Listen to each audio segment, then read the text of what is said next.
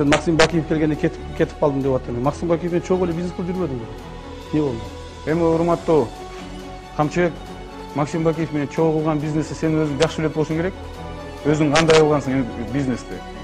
Мен болсо 2006-жылы Бакиевке каршы чыгып туруп, аянтка кыйкырып, конституцияны кабыл алганда, сен болсо парламенттен туруп алып туруп конституцияны өзгөрттүң, ошол себептен Бакиев бүгүн бийликтен кетти.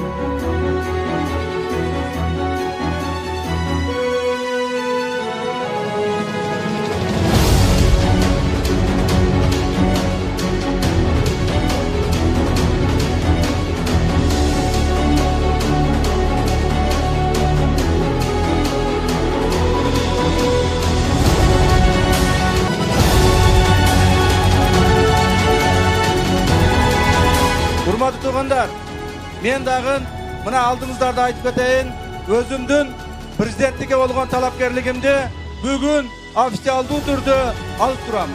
Сооронбай Жээнбековдун пайдасына.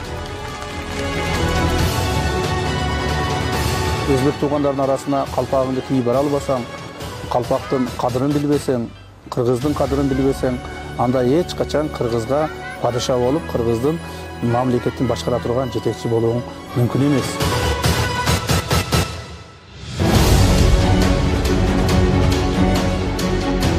Бабановдун бүгүнкү күндөгү мамлекетке кереги бар.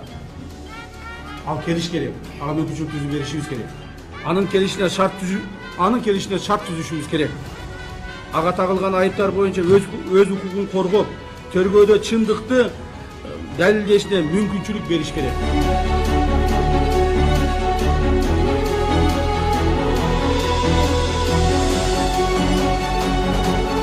Мен жакынкы күндөрү Кудай кааласа, мен сөзсүз түрдө келем.